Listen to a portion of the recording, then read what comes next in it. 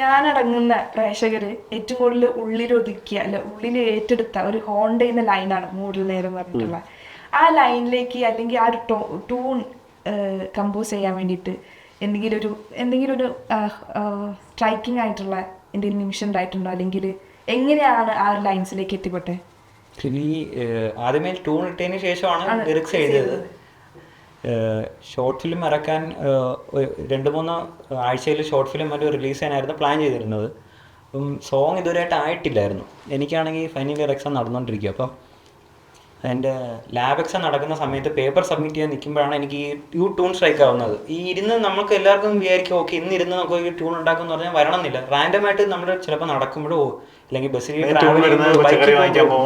ബൈക്കിലൊക്കെ പോകുമ്പോൾ ചുമ്മാ റാൻഡമായിട്ട് വരും. അപ്പം ഞാൻ സൈഡിൽ നിർത്തി റെക്കോർഡ് ചെയ്ത് വയ്ക്കും. അപ്പം